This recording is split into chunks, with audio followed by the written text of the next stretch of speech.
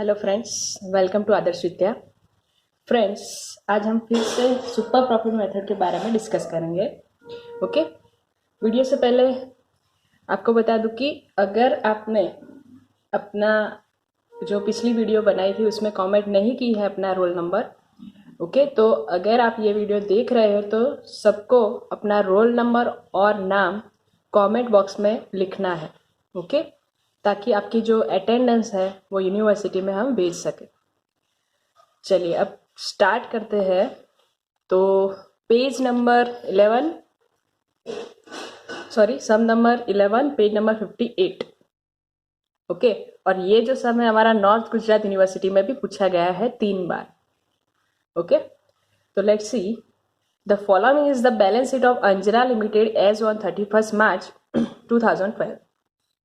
Liabilities: 10% cumulative preference share capital, equity share capital, general reserve, 15% is debentures, creditors, bills payable, outstanding expenses, provision for tax, workmen's compensation fund, workmen's profit sharing fund, depreciation fund आपको दिया गया है 2 types के, building and machinery. और उसके बाद asset side आपको दिया गया है goodwill, building, machinery, 10% taxable investment जिसकी फेस वैल्यू है ₹1,00,000, shares in subsidiary company, stock, debtors, cash and bank balance, prepaid expense, advertisement, suspense account.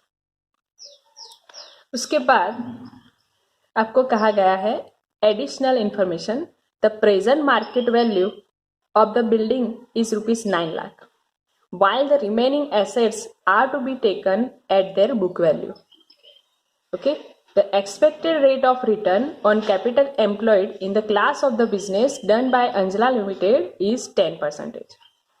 Income tax assessment up to the last year is completed and there remains no liabilities for that. The provision for taxation equal to 50% profit is created for this year. The profit of the company before tax for last 3 years is increasing every year by ₹90,000. Okay, value of the goodwill is to be calculated at 3 years purchase price of the weighted average super profit of last at 3 years. Okay, अब हमारे जो step है वो सब में common ही है। Okay, तो चलिए सम के बारे में डिस्कस करेंगे। तो फर्स्ट स्टेप जो हमारा था कौन सा था? Calculation of capital employed, right. तो यहां पे हम लिखेंगे कैलकुलेशन ऑफ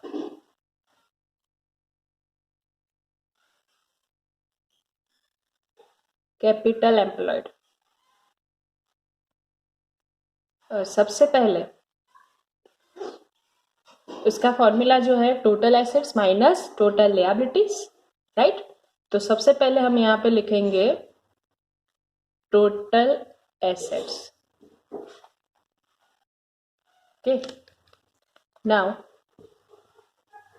अब एसेट्स में देखा जाए तो फर्स्ट आपको जो एसेट्स दी गई है गुडविल, ठीक है। पर हमने पहले भी बात की थी कि अगर आप गुडविल की वैल्यू निकाल रहे हैं तो पहले वाली जो ओल्ड गुडविल है उसको हमें क्या करना है? इग्नोर करना है, वो यहाँ पे हम लिखेंगे नहीं। उसके बाद आपको दिया गया है बिल्डिंग, ठीक है। बिल्डिंग की कॉस्ट कितनी है? 7 लाख। बट यहाँ पे अदर इंफॉर्मेशन में आपको दिया गया है कि the present market value of the building is ₹9 lakh. Okay, आपको बिल्डिंग की मार्केट वैल्यू दी गई है 9 लाख और कहा गया है while the remaining assets are to be taken at their book value, और दूसरी जो भी एसेट्स है उसको हमें बुक वैल्यू के हिसाब से लेना है। बट अगर आपको कोई भी एसेट्स की, ठीक है, कोई भी एसेट्स की अगर आपको मार्केट वैल्यू दी गई हो तो आपको मार्केट वैल्यू ही लेनी है, ठीक है। तो बिल्डिंग की आपको मार्केट वैल्यू दी गई है 9 लाख, तो यहाँ पे हम लिखेंगे बिल्डिंग और उसकी वैल्यू लिखी जाएगी 9 लाख।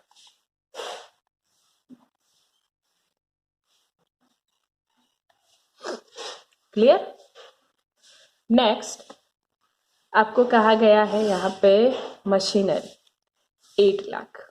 ओके, अब देखिए यहाँ पे एक नया टॉपिक है कि लियाबिलिटी साइड आपको डेप्रिसिएशन फंड दिया गया है बिल्डिंग और मशीनरी का।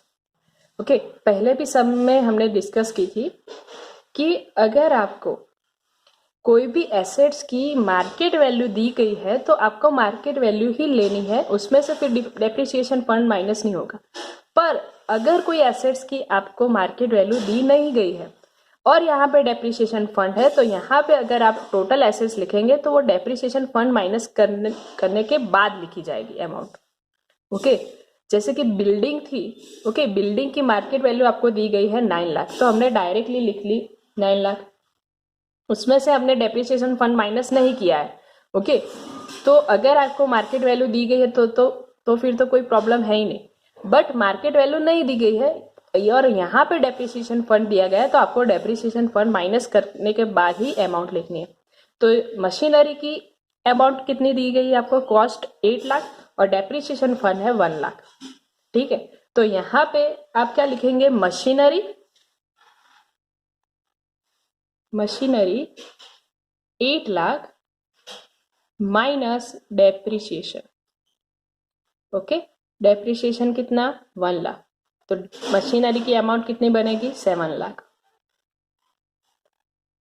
ओके, नाउ 10% है टैक्सेबल इन्वेस्टमेंट और ये जो है हमारे नॉन ट्रेडिंग इन्वेस्टमेंट है, तो हम यहाँ पे लिखेंगे नहीं, ओनली यहाँ पे कौन से ट्रेडिंग इन्वेस्टमेंट ही लिखे जाएंगे। ओके, तो शेयर, उसके बाद दिया गया शेयर्स इन सब्सिडरी कंपनी, तो ये हमारा क्या बनता है? Trading investment.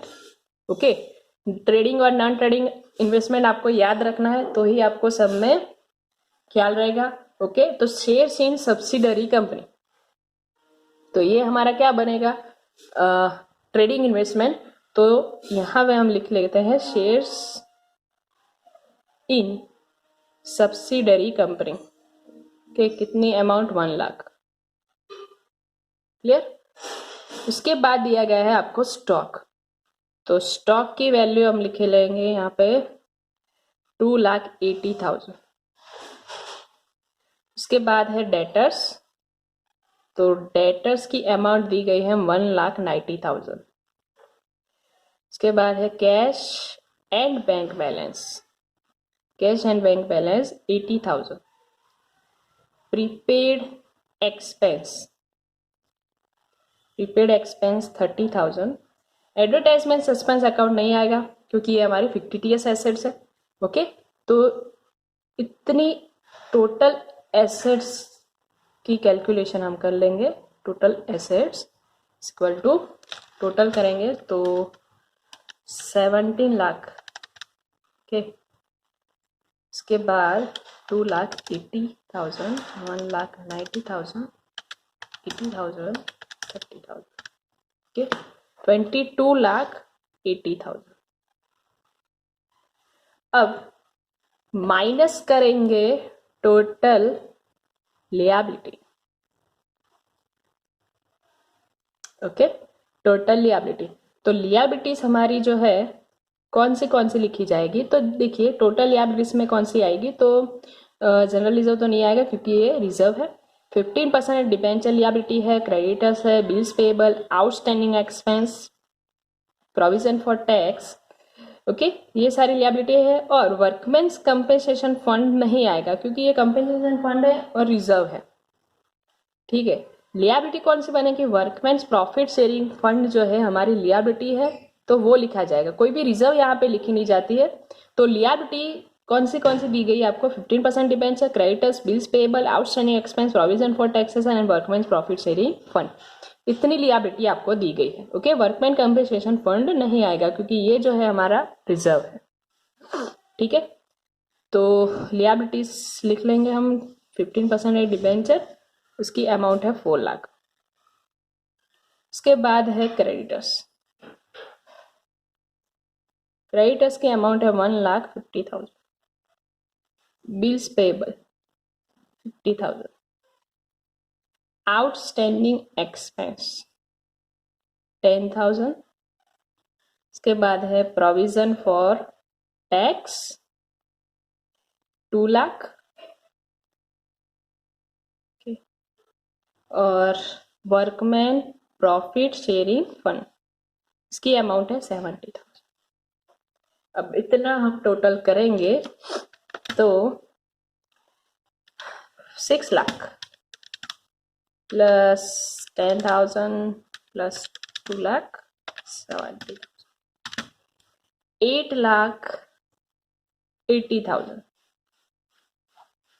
ठीक है, चलो माइनस कर लेंगे तो अमाउंट निकल के आएंगी 14 लाख। 14 लाख जो है हमारी नेट एसेट्स है। Okay, net assets. Net assets की कैलकुलेशन करने के बाद हमें चेक करना है कि हमें प्रेफरेंस कैपिटल दी गई है या नहीं। अगर प्रेफरेंस कैपिटल दी गई है तो हम यहाँ पे क्या करेंगे, माइनस कर लेंगे इसको। तो प्रेफरेंस कैपिटल की अमाउंट है 3 लाख। ओके, माइनस करेंगे तो 11 लाख जो है हमारी क्या बनेगी, कैपिटल एम्प्लॉयड। ओके, तो ये स्टेप तो इजी था क्योंकि पहले वाले सम में भी आ गया है। उसके बाद का स्टेप क्या बनेगा, तो एक्सपेक्टेड प्रॉफिट। एक्सपेक्टेड प्रॉफिट, उसका फॉर्मूला है capital employed multiply by number of year purchase. Okay, तो कैपिटल एम्प्लॉयड 11 लाख और sorry number of year purchase नहीं, expected rate of return 11 lakh और एक्सपेक्टेड रेट ऑफ रिटर्न कितना दिया गया है, the expected rate of return on capital employed in the basis of the business done by Anjana limited is 10%। ठीक है, तो यहाँ पे एक्सपेक्टेड रेट ऑफ रिटर्न आपको दिया गया 10%, तो एक्सपेक्टेड प्रॉफिट आपका बनेगा 1,10,000। ओके, तो इसके बाद का स्टेप क्या बनेगा, एवरेज प्रॉफिट। ठीक है, तो एवरेज प्रॉफिट की भी हम कैलकुलेशन कर लेंगे।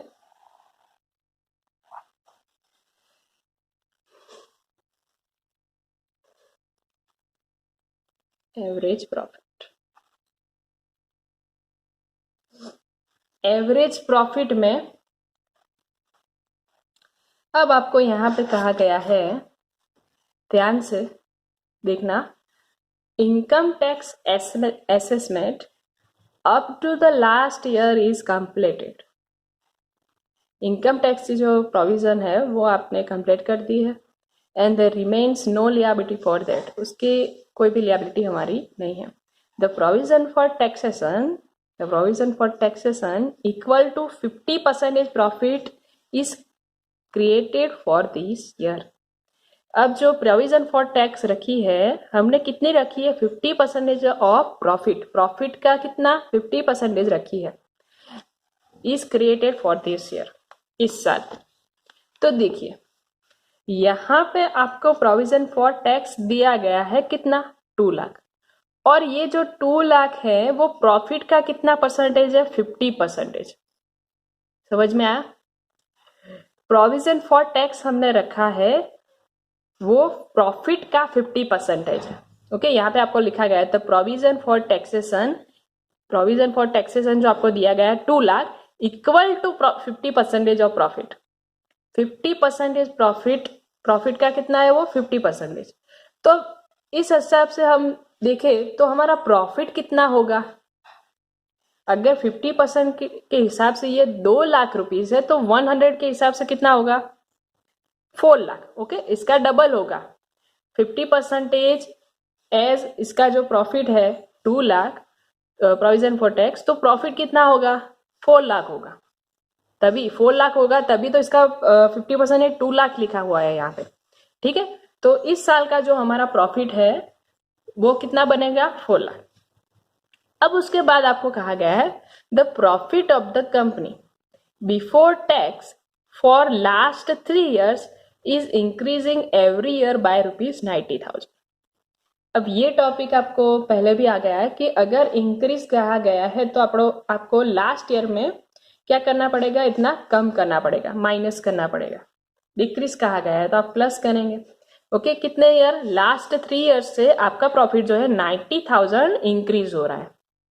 ठीक है, तो अभी कौन सा ईयर चल रहा है, ये आपको बैलेंस शीट दी गई है 11-12। ठीक है, तो एवरेज प्रॉफिट की कैलकुलेशन देखी जाए तो कैसे होगी, तो ईयर अभी जो चल रहा है 2011, उसके पहले का था 2010-11 और उसके पहले 2009-10। उसका प्रॉफिट कितना बनेगा, तो 2011-12 का प्रॉफिट हमने देखा कितना, कैलकुलेशन की 4 लाख। ओके, क्योंकि 2 लाख प्रोविजन है तो 100 के हिसाब से 4 लाख होगा। और 90,000 आपको क्या कहा गया है, इंक्रीज हो रहा है। ठीक है, पिछले 3 साल से हमारा प्रॉफिट 90,000 इंक्रीज हो रहा है, तो यहाँ पे आपको क्या करना पड़ेगा, इतना कम करना पड़ेगा। ओके, 4 लाख माइनस 90,000 तो 3,10,000। ओके, और 3,10,000 माइनस 90,000 तो 2,20,000। अब हम कह सकेंगे कि हमारा जो प्रॉफिट है लास्ट 3 ईयर से 90,000 बढ़ रहा है, इंक्रीज हो रहा है। ठीक है, और अब जो है हमारा वेटेड प्रॉफिट कहा गया है, तो वेट बनेगा 1, 2 एंड 3 के, इसका टोटल भी हम लिखेंगे। यहाँ पे बनेगा आपको वेटेड प्रॉफिट। ओके, तो 2,20,000, 6,20,000 और 12 लाख। तो टोटल करेंगे इसका हम 220 प्लस 620 प्लस 12 लाख। ओके, तो 20,40,000। अब वेटेड एवरेज प्रॉफिट कितना निकल के आता है, तो weighted average profit is equal to total weighted profit divided by total weight. Okay, तो वो टोटल वेटेड प्रॉफिट है 20,40,000 डिवाइडेड बाय 6, तो 3,40,000। अब आगे का काम आपको पता है क्या है कि जो भी हमें प्रॉफिट हम फाइंड आउट करते हैं उसका हमें फॉर्मूला लिखना है, प्रॉफिट 3,40,000। अगर आपको नॉन ट्रेडिंग इन्वेस्टमेंट दिया गया है तो आपको क्या करना पड़ेगा, इसमें से income from non trading investment minus हो जाएगा।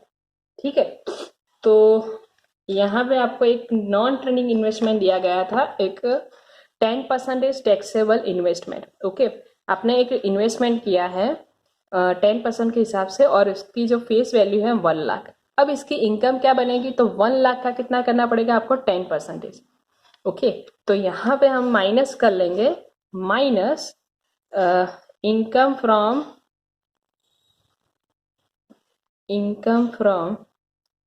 Non trading investment. ओके, तो कितनी अमाउंट आएगी, जो अमाउंट है 1 लाख का 10% यानी कि 10,000, तो 3,30,000। अब इसमें से हम माइनस करेंगे टैक्स 50%। ओके, तो 50% कितना होगा, 1,65,000। ओके, और यहाँ पे आपको profit after tax 1,65,000 minus preference dividend. Okay, preference dividend, तो प्रेफरेंस डिविडेंड कितना आएगा आपको, 10% cumulative preference share capital 3 lakh, और 3 लाख का कितना 10% कितना हुआ, 30,000। ओके, 30,000 इसमें से हम माइनस कर लेंगे तो 1,35,000 जो है हमारा एवरेज प्रॉफिट हमें मिलेगा।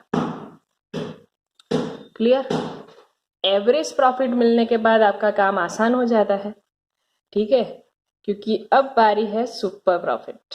क्योंकि दो प्रॉफिट मिलने के बाद सुपर प्रॉफिट की कैलकुलेशन एकदम इजी है। Super profit is equal to average profit minus expected profit. तो 1,35,000 माइनस कितना करना पड़ेगा आपको, 1,10,000। तो अमाउंट कितनी निकलेगी, 25,000। ठीक है, अब बारी है गुडविल। तो goodwill is equal to super profit multiply by number of year purchase. ठीक है, तो सुपर प्रॉफिट है हमारा 25,000 multiply by number of year purchase आपको दिया गया था इसमें 3, तो टोटल गुडविल की अमाउंट आएगी 75,000। ठीक है फ्रेंड्स, ये जो सम था हमारा मोस्ट आईएमपी सम था, जो आपकी यूनिवर्सिटी में भी पूछा गया है। ओके, तो आप इस वीडियो को खास देखिएगा। अगर आपको कोई सम में कंफ्यूजन है तो आप कमेंट करके बताइएगा, और अपने सारे फ्रेंड्स को भी शेयर कीजिए, ताकि ये जो वैल्यूएशन ऑफ गुडविल चैप्टर है हमारा कंप्लीट हो जाए। ठीक है, थैंक यू सो मच।